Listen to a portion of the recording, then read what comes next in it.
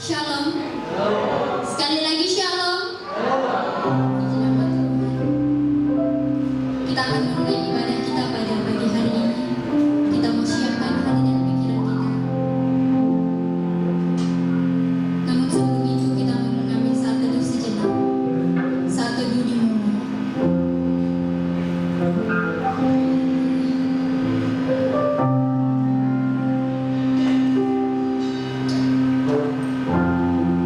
Kita mau datang ke hadirat Tuhan.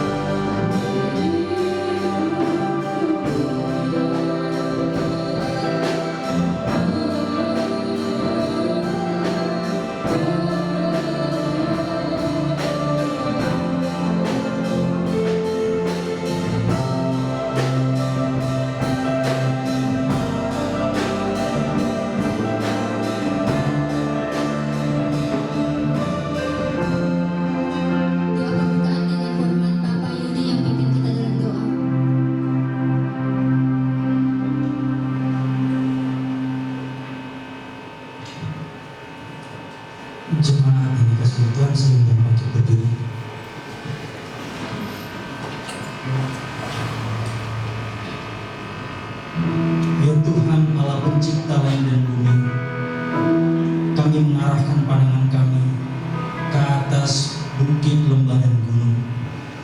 Namun dari manakah pertolongan kami, ya Tuhan?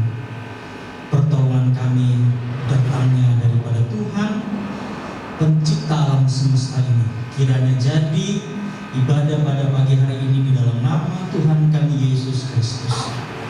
Amin. Kesempatan hidup kita di dalam tangan Tuhan. Kita dapat memberikan yang terbaik untuk Tuhan pada pagi hari ini. Ini firman Tuhan. Apa yang kami miliki, semua itu hanya dilimpahkan pada Tuhan.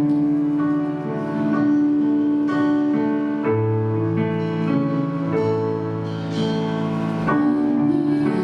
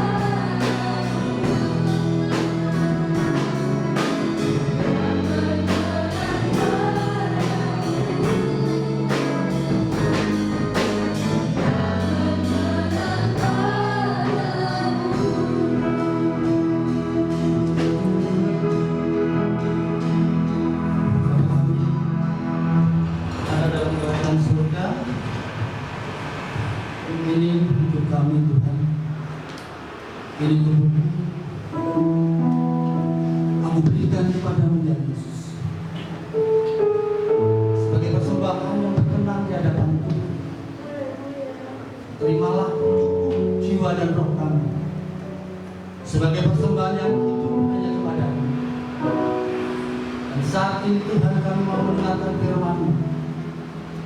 Pakai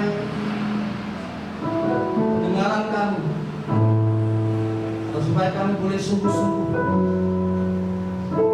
mendengarkan firman-Mu ini.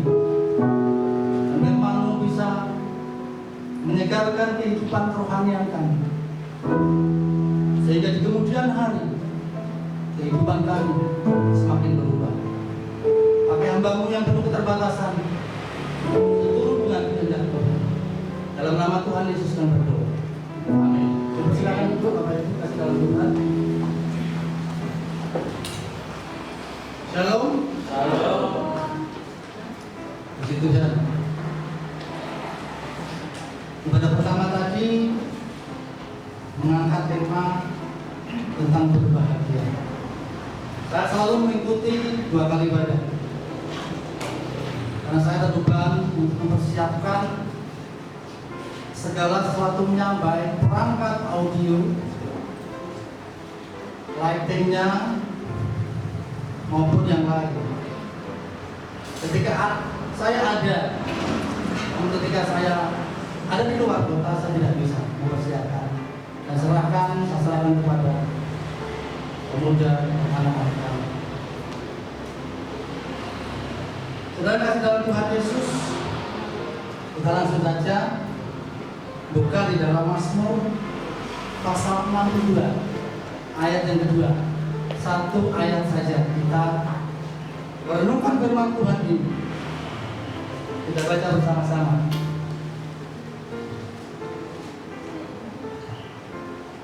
Mazmur pasal 62 ayat yang kedua. Hitungan yang ketiga, 1, 2, 3. Hanya dekat Allah saja aku tenang, dan daripadanya lah keselamatan. Ini adalah ungkapan Daud. Namun saya akan menyanyikan pujian dalam nama Yesus ada kesembuhan. Dalam nama Yesus ada keselamatan. Yang buta melihat, yang lumpuh berjalan. Dalam nama Yesus ada mujizat. Setiap orang Kristen, setiap kita semua merindukan mujizat, merindukan kuasa Tuhan dinyatakan di dalam kehidupan kita masing-masing, tak terkecuali yang ada di rumah. Tetapi bagaimana kita untuk memperoleh mujizat itu? Bagaimana kita mendapatkan kuasa Tuhan dinyatakan dalam kehidupan kita? Ada proses yang harus kita jalani, ada proses yang harus kita lakukan dalam kehidupan kita. Ada banyak orang, termasuk kita saat ini, tidak mau menerima proses yang Tuhan berikan kepada kita, yang Tuhan berikan dalam setiap kehidupan kita, untuk kita menerimanya.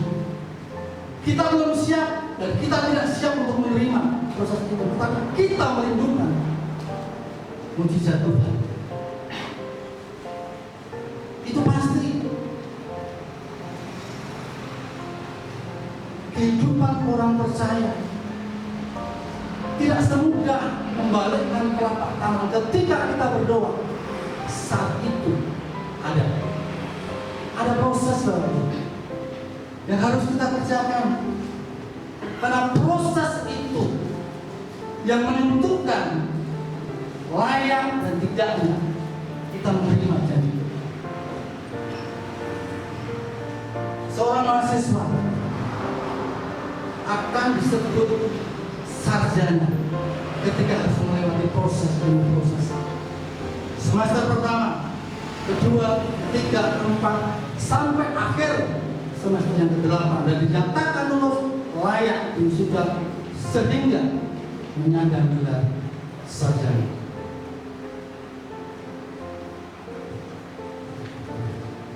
Daud saat itu sudah dinyatakan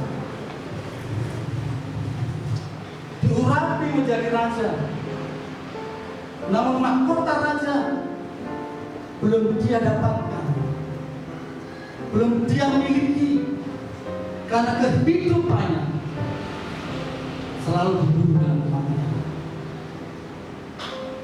Saul, ayah mertuanya itulah yang membuat kehidupan Daud selalu tertekan, selalu mengalami proses yang begitu berat, proses yang begitu menyakitkan. Bahkan nyawanya sendiri Daud itu akan dicabut oleh Saul. Hanya satu pernyataan yang diungkapkan oleh bangsa Israel pada saat itu, ketika Saul mengalahkan beribu-ribu musuh, tetapi Daud dinyatakan oleh masyarakat Israel, bangsa Israel, berlaksa-laksa. Inilah yang membuat sakit hati Saul terhadap Daud, kecewanya Saul kepada Daud, sehingga nyawa Daud itu harus dimatikan. Dan disinilah letak kelebihan Daud yang menjadi barometer, yang menjadi contoh, yang menjadi cerminan bagi kita. Hanya dekat Allah saja aku tenang. Itulah pernyataan Daud, menjadi kunci dalam kemenangan Daud itu sendiri. Bukan berarti ketika Daud sudah diurapi menjadi raja, saat itu dia sudah menjadi raja, tetapi kehidupannya dari waktu ke waktu harus sembunyi dari tempat, dari daerah ke daerah yang lain. Inilah proses kehidupan Daud sebelum Daud menyandang seorang raja dan mahkotanya boleh dipakai di atas kepalanya. Itulah proses kehidupan Daud terlebih dahulu. Kehidupan kita sebagai orang percaya sama dalam tugas Tuhan. Kita memang menerima janji Tuhan. Kita menerima janji berkat yang begitu besar yang Allah berikan kepada setiap kita. Tetapi proses itulah yang membawa, yang menguji kehidupan kita, agar supaya kita layak atau berkenan menerima janji Tuhan itu sendiri. Mengapa Daud mampu melewati proses itu? Lalu apa kuncinya? Yang pertama adalah di dalam ayat 2 tadi, tetap sabar atau tenang meski belum mendapatkan apa yang dia inginkan. Kesabaran Daud diuji walau dia sudah diurapi menjadi raja, tetapi kehidupan Daud selalu dikejar-kejar dengan kematian oleh Saul. Apakah Daud tidak mampu membunuh Saul? Sanggup.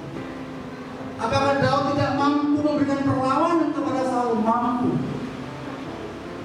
Tetapi Daud begitu luar biasa menghargai Saul sebagai orang yang diurapi menjadi raja Israel pada saat itu. Daud tidak keburu nafsu untuk mendapatkan tahta mahkota kerajaan Israel pada saat itu. Tetapi Daud menunggu waktunya Allah. Daud menunggu waktunya Tuhan, bagaimana saat itu dia harus melewati proses demi proses yang harus dia lewati. Inilah yang menjadi barometer bagi kita semua sebagai orang yang percaya pada Tuhan. Kita memang dijanjikan oleh Allah sebuah janji masa depan yang sangat indah. terus melakukan hal yang baik meskipun mendapat tekanan. Masih di dalam ayat yang kedua, Daud saat itu melihat Saul buang hajat di balik bukit. Tentara Daud berbicara kepada Daud, bolehkah aku membunuh dia? Daud kata, jangan, hanya puncak jubahnya saja yang tahu. Inilah kelebihan Daud. Tekanan kehidupan Daud pada saat itu, dia harus bersembunyi dari tempat ke tempat yang lain, dari suatu daerah, dari suatu bukit, dari suatu gunung, bahkan sembunyi di dalam gua pun Daud lakukan, meskipun nyawanya sendiri sedang mengalami tekanan. Dan Daud tetap berusaha melakukan hal yang baik kepada Saul, yaitu tidak mau membunuh Saul. Lalu pertanyaan buat kita, ketika kita dikecewakan oleh teman kita disakiti oleh sahabat kita disakiti oleh saudara-saudara kita, apakah kita membalas sakit hati itu kepada orang yang sudah menyakiti hati kita? Ataukah kita ketika kita diberikan lubang untuk kita jatuh, apakah kita juga harus melakukan hal yang sama? Daud itulah menjadi cerminan buat kita, buat kita semua, buat saya, buat saudara semua. Daud tetap melakukan perbuatan yang baik. Dia tidak mau membunuh Saul karena dia tahu persis Saul adalah orang yang berhak menjadi raja Israel pada saat itu. Inilah yang harus menjadi renungan buat kita semua. Proses berat, baik dari segi ekonomi, dari segi masa depan. Ketika mahasiswa selesai dinyatakan menjadi seorang sarjana, pikiran kita semua apa yang harus aku lakukan? Kemana aku harus melangkah? Kemana aku harus melakukan pekerjaan apa yang harus aku lamar? Banyak pertanyaan-pertanyaan di dalam pikiran seorang mahasiswa ketika dinyatakan lulus. Tidak tahu nggak kemana karena ada persaingan dunia kerja pada saat ini. Bagi setiap mahasiswa yang selesai menempuh pendidikan, sabar dan tenang itu harus kita kerjakan. Ketika kita mendapatkan suatu persoalan, ketika karir kita sedang bagus-bagusnya, pekerjaan usaha kita sedang baik-baiknya, ada orang lain yang menaruh batu sandungan buat kita, agar supaya kita jatuh, agar supaya kita sakit hati, agar supaya kita kecewa. Lantaskah kita harus melakukan hal yang sama? Membuat batu sandungan hal yang sama? Menggali lubang hal yang sama? Menyakiti dengan kata-kata yang lebih sakit lagi? Atau kita berusaha tetap melakukan hal yang baik kepada orang yang melakukan hal yang jahat kepada kita? Daud menjadi contoh bagi kita. Mari kita sama-sama berusaha melakukan hal yang baik, meskipun hati kita sakit, meskipun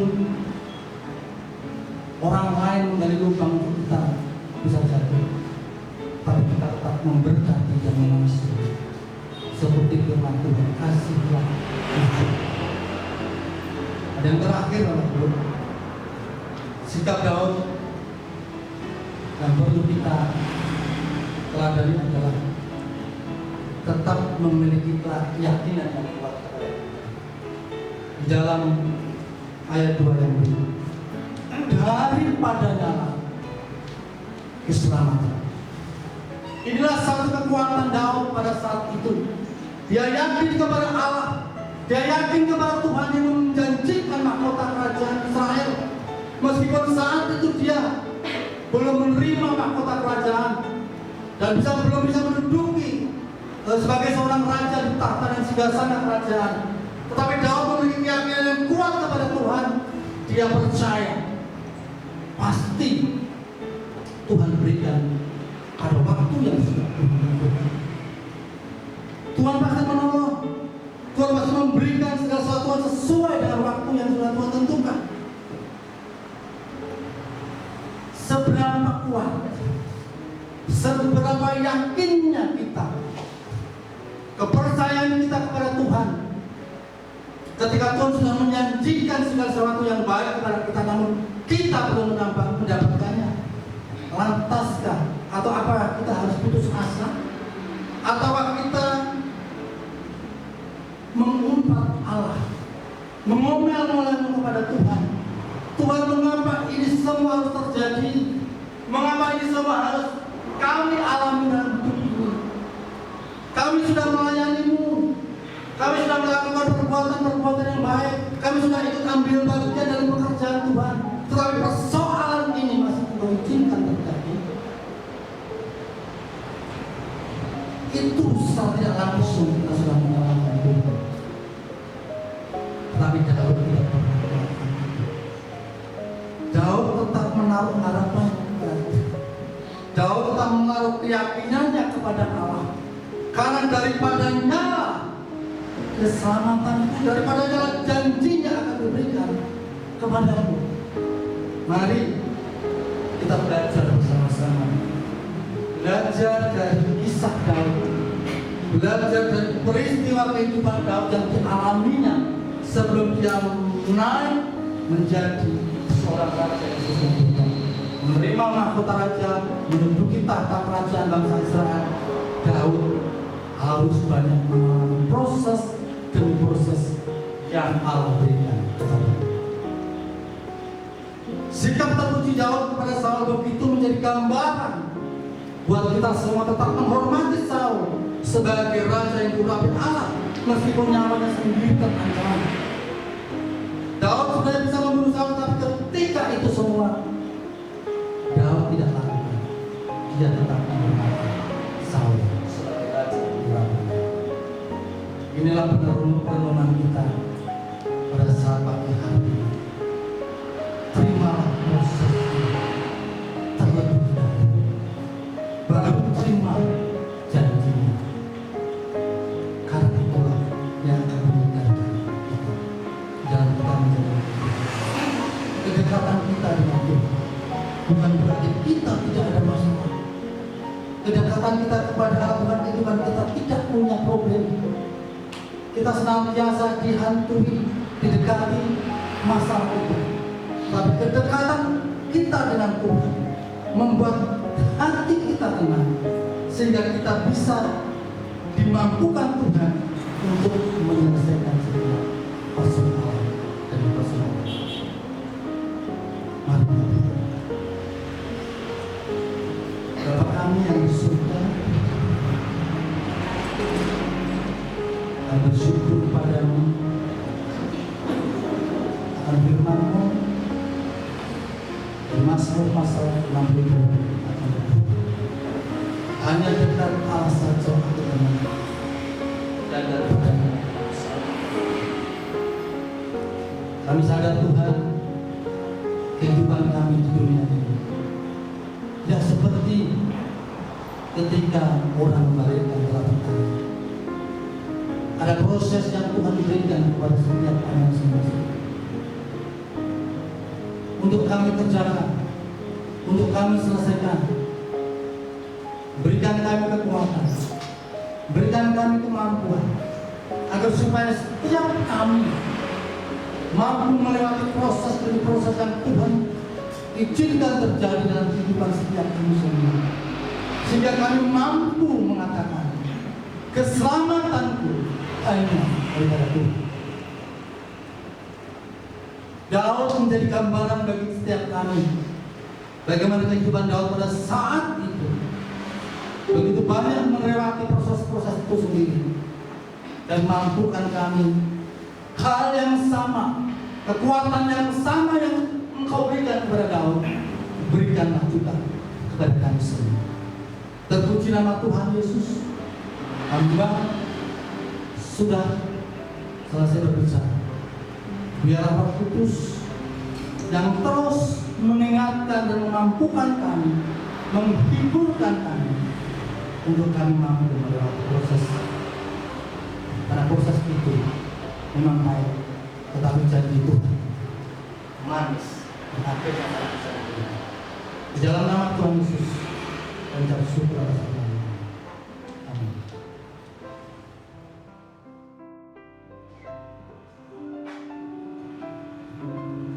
Bapa kami yang ada di surga, terpujilah nama-Mu. Kami bersyukur karena Tuhan telah menolong, memimpin dan memberkati ibadah kami dari awal, pertengahan hingga akhirnya. Kami bersyukur Tuhan, di akhir ibadah kami boleh mendengarkan firman-Mu. Kiranya apa yang telah Engkau berikan kepada kami melalui hamba-Mu Bapak Etias termaterai di setiap hati kami. Berkati hamba-Mu yang sudah menyampaikan firman-Mu di hari ini. Kau memberkati dalam kehidupan pribadi, dalam rumah tangga, bahkan di dalam segala usaha pekerjaannya. Kau buat berhasil sehingga nama Tuhan semakin ditinggikan dan dimuliakan di dalam kehidupan hamba-Mu. Kami berdoa Tuhan bagi kami semua yang sudah mendengarkan firman-Mu ini, kiranya firman-Mu tersimpan di hati kami, tumbuh dan berbuah sehingga nama Tuhan semakin kami tinggikan dan kami muliakan dalam hidup kami. Kami menyerahkan persembahan kami, Tuhan kiranya Engkau juga memberkati persembahan pertama, kedua, bahkan kami juga menyerahkan persembahan hidup kami ke dalam tangan Tuhan melalui segala sesuatu yang akan kami kerjakan selama sepekan ini. Tuhan, kami menyadari bahwa tanpa Tuhan kami tidak bisa melakukan segala sesuatu. Oleh sebab itu kami memohon kiranya Tuhan akan terus menolong dan memberkati setiap kehidupan kami. Kami menyerahkan Tuhan untuk bangsa negara kami. Tuhan berkati pemerintahan di tingkat pusat sampai kepada RT RW. Kami serahkan dalam tangan Tuhan berbagai macam persoalan yang terjadi di negara kami. Kami mohon Tuhan kiranya Tuhan campur tangan sehingga setiap persoalan-persoalan yang dihadapi oleh bangsa negara kami, oleh karena campur tangan-Mu dapat diselesaikan melalui pemimpin bangsa kami, melalui pemerintahan bangsa negara kami. Kami juga menyerahkan Tuhan kegiatan pelayanan di gereja ini. Tuhan senantiasa memberkati. Kami serahkan untuk rencana program yang akan kami kerjakan bersama di tahun 2022 ini. Kami serahkan dalam tangan Tuhan dan kami menyerahkan supaya Tuhan yang akan terus memberkatinya. Terima kasih Tuhan. Kami berdoa bagi jemaat-jemaat-Mu yang tidak bisa hadir dalam ibadah ini karena sakit. Tuhan jamah atas segala sakit penyakit mereka, Tuhan sembuhkan. Kami berdoa bagi mereka yang lemah imannya, Tuhan jamah hatinya, Kau kuatkan sehingga mereka dikuatkan, diteguhkan dalam iman dan percaya mereka kepada Tuhan. Kami serahkan Tuhan segala doa-doa kami pada pagi hari ini. Dan jemaat yang dikasihi Tuhan, sebelum kita berpisah satu dengan yang lain, sekali lagi mari kita berdoa bersama-sama sebagaimana Tuhan Yesus ajarkan kepada kita di dalam doa Bapa kami. Bapa kami yang di surga, dikuduskanlah nama-Mu. Datanglah kerajaan-Mu, jadilah kehendak-Mu di bumi seperti surga. Berikanlah kami pada hari ini makanan kami yang secukupnya, dan ampunilah kami akan kesalahan kami, seperti kami juga mengampuni orang yang bersalah kepada kami. Dan jangan membawa kami ke dalam pencobaan, tetapi lepaskanlah kami daripada yang jahat. Karena Engkau-lah yang punya kerajaan dan kuasa dan kemuliaan sampai selama-lamanya. Mari kita angkat kedua tangan kita akan terima berkat-Nya. Saudara-saudaraku yang dikasihi Tuhan, pulanglah dengan damai sejahtera meninggalkan tempat ini. Kiranya kasih karunia, berkat kemurahan, berkat damai dan sejahtera dari Bapa kita di surga, cinta kasih dari Yesus Kristus Tuhan kita, dan hidup dalam persekutuan dengan Roh-Nya yang kudus Kiranya turun menemani memberkati kehidupan saudara sekalian. Mulai hari ini sampai Maranatha Tuhan Yesus datang kedua kalinya untuk menjemput kita yang percaya kepadanya. Mari bersama-sama kita katakan amin.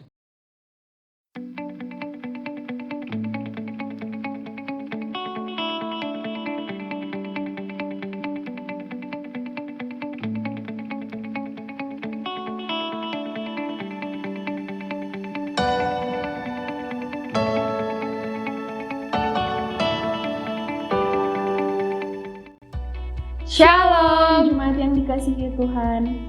Apa kabar? Semoga jemaat selalu sehat dan tanpa kekurangan suatu apapun. Diucapkan selamat datang bagi jemaat yang baru pertama kali bergabung. Kiranya pada minggu depan dapat bergabung lagi bersama-sama dengan kami. Berikut Warta Jemaat Minggu 6 Februari 2022. Firman Tuhan akan dilayani ibadah pertama Ibu Ninik Suwarsida, ibadah kedua Ibu Pujiati Gultom, WL Bapak Tias, singer Saudari Sela dan Saudari Maria, keyboard Saudara Pandu, gitar Saudara Yoga, bass Saudari Meiske, drum Saudara Keken, LCD Saudara Elka, kameramen Saudara Geri dan Saudari Tresya, audio Saudara Zevan. Ibadah pertama dimulai pukul 7 pagi, ibadah kedua dimulai pukul 9 pagi, ibadah juga tayang di YouTube pada Minggu pukul 6 sore. Ibadah doa Rabu bertempat di gereja pukul 19.00 WIB dan ibadah pemuda bertempat di gereja pukul 18.00 WIB. Laporan keuangan Minggu 23 Januari 2022. Persembahan ada Rp378.000, perpuluhan oleh NN sebanyak Rp400.000, dan persembahan Paskah dan Natal sebanyak Rp184.000. Demikian Warta Jemaat minggu ini. Sampai jumpa minggu depan. Selamat hari Minggu. Tuhan Yesus memberkati.